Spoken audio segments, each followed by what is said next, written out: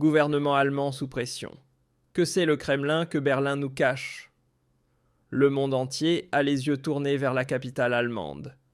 Et ce qu'il voit frôle la folie pure. Le Kremlin publie officiellement un avertissement contre les voyages en Allemagne. Oui, tu as bien entendu. La Russie, soi-disant isolée et rejetée par l'Occident, diffuse une alerte pour les villes allemandes et qualifie Berlin de zone à haut risque. Pendant ce temps, le chancelier Friedrich Merz joue les rois du champagne globaliste à Davos trinque avec Klaus Schwab sur la transformation durable et célèbre, la stabilité d'un système qui s'effondre à grand fracas. Ce n'est plus de la satire, les amis, c'est la réalité. En 2026. Et comme si ce n'était pas déjà le fond du gouffre, le séisme survient quelques heures plus tard. Une explosion à la station de transformation de Friedrichshain plonge le quartier gouvernemental de Berlin dans le noir complet. En plein mois de janvier, au cœur d'un hiver glacial, 45 000 foyers sans électricité, sans chauffage, sans protection. L'hôpital de la Charité en mode urgence. Helga Richter, retraité de Lichtenberg, évacué, blotti sous 3 couvertures, grelottant comme en 1945. La situation apocalyptique. Et Merz, lui, il continue de festoyer au caviar pendant que Berlin sombre. Puis, comme si tout cela avait été savamment orchestré, le coup tombe venu tout droit de Moscou. Maria Zakharova s'avance face aux caméras et déclare l'Allemagne zone à risque. Mot pour mot, Berlin est actuellement plus dangereux que Moscou. Ce n'est pas juste un avertissement, c'est une humiliation mondiale, une faillite diplomatique, et cela frappe le gouvernement allemand comme indirect en plein visage. La porte-parole russe développe les citoyens russes seraient systématiquement harcelés, leurs appartements fouillés, traités de manière arbitraire par les autorités et l'État censé les protéger complètement dépassé. Les attentats, visant les infrastructures critiques, seraient la preuve irréfutable. Les autorités allemandes ont perdu le contrôle. Pendant ce temps, le ministère des Affaires étrangères recule nerveusement, parle de représentation inexacte et refuse de commenter. Inutile d'en dire plus, le monde entier a déjà vu la scène. Et l'AfD comprend l'air du temps. Alice Weidel tweet « Quand même Poutine alerte sur Berlin-Merz est politiquement fini. » Boum, le tweet devient viral. Tendance mondiale. CNN, BBC, les médias chinois, tout le monde en parle. Et le gouvernement allemand, il se dérobe, comme toujours. Et comme si cela ne suffisait pas, voilà qu'un second front s'ouvre tandis que Berlin sombre dans le chaos. Les Français et les Britanniques rêvent à nouveau de chimères géopolitiques, envoyer des troupes en Ukraine, offrir des garanties de sécurité sans les États-Unis, sans la Russie. Ce n'est plus de la diplomatie, c'est de la mégalomanie à son stade terminal. Et comme toujours, l'Allemagne se retrouve en plein milieu. Merz adopte un ton ferme, puis se ravise, puis recommence. Sans comprendre que Poutine a déjà enclenché la prochaine phase d'escalade. En pleine région de Lviv, à seulement 90 km de la frontière polonaise, la nouvelle ogive russe à moyenne portée nommée Oreshnik frappe, pas n'importe où, mais en plein sur des réserves stratégiques de gaz vital pour l'Ukraine. Le message, on ne peut plus clair. Nous frapperons où nous voulons, quand nous voulons, avec précision. Et l'Occident, il gémit. Kaja Kallas parle d'escalade. Merz de gesticulation qui ne doivent pas impressionner. Mais c'est justement ça le problème, elle n'impressionne personne. La Russie reste de marbre, surtout face au ton moralisateur et fade de Berlin ou Bruxelles. La réalité, c'est que, pendant que la Russie affiche sa puissance, l'Allemagne, elle se désagrège de l'intérieur, sur les plans politiques, économiques, sociaux.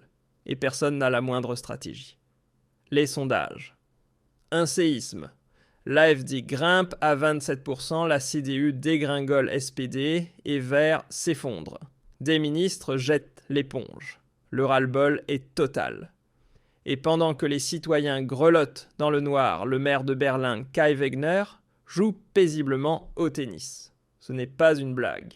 Tandis que des seniors se battent contre le froid dans leurs appartements, l'élite, elle joue littéralement sur un autre terrain. Pensée sincère à tous ceux pour qui démocratie ne rime pas avec censure.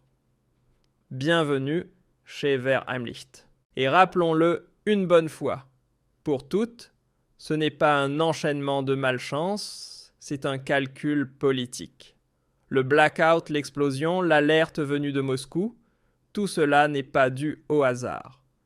C'est le fruit d'années d'échecs d'arrogance et d'aveuglement idéologique.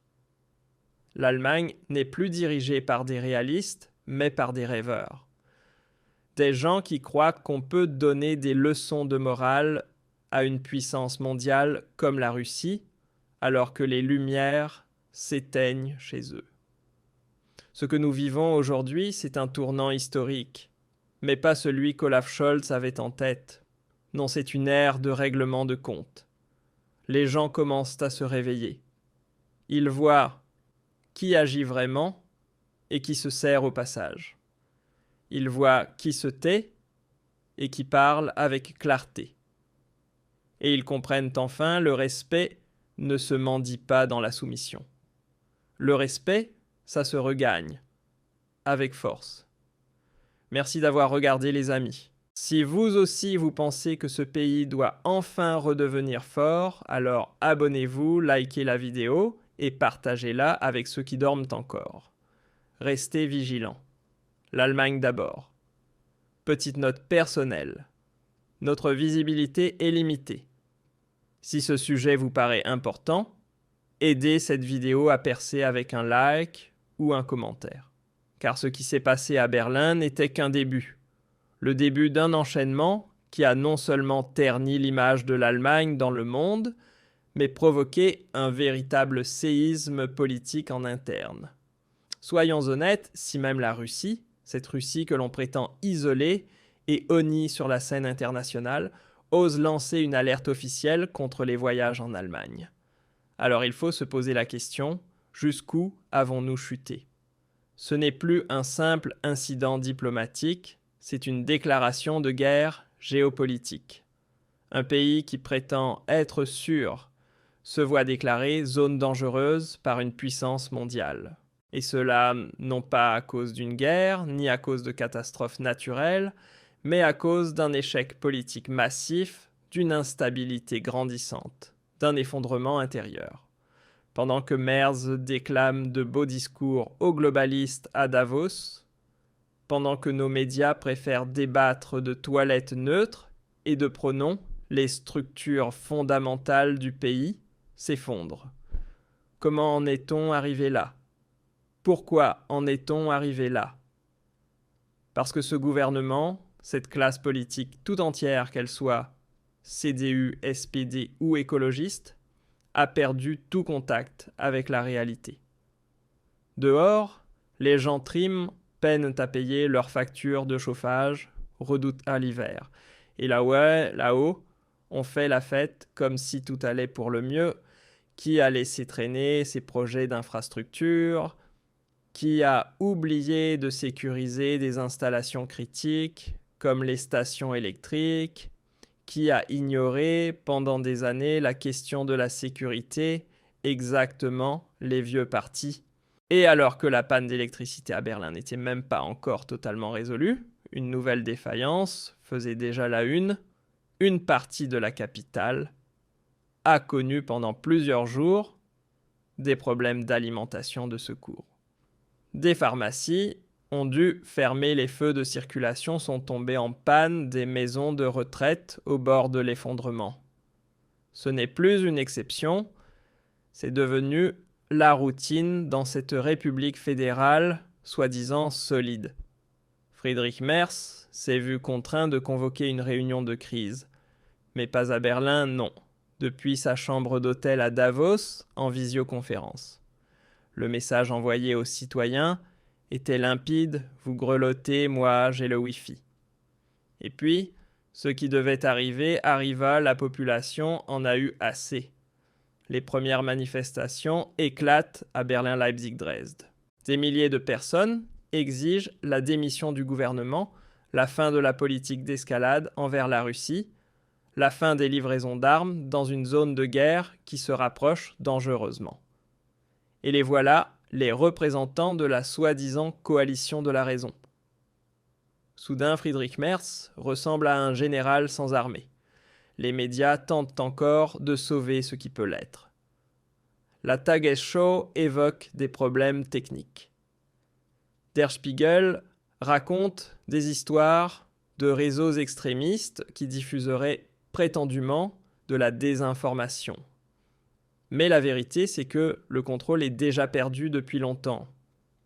Tandis que Berlin sombre dans le chaos, la Russie, elle consolide méthodiquement ses positions stratégiques. Le tir du missile Oreshnik près de la frontière polonaise était un message limpide. Nous pouvons vous atteindre à tout moment. Et ce n'est pas une menace, c'est une réalité, avec laquelle Paris-Londres et Berlin vont enfin devoir composer. Mais au lieu d'opter pour la négociation, pour la diplomatie, on continue de brandir une supériorité morale hors de propos, la Russie l'agresseur, Poutine le nouveau Hitler. Ces formules toutes faites, on les connaît. Elles lassent. Et surtout, elles ne font plus effet. Ce qui frappe vraiment, c'est la réalité. Et elle est brutale. L'Allemagne n'est plus prise au sérieux. Ni à Moscou, ni à Pékin, et même plus à Washington. Trump l'a déjà dit, clairement, il ne sacrifiera aucun soldat américain pour des illusions européennes. Et sans les États-Unis, l'OTAN n'est plus qu'un tigre de papier.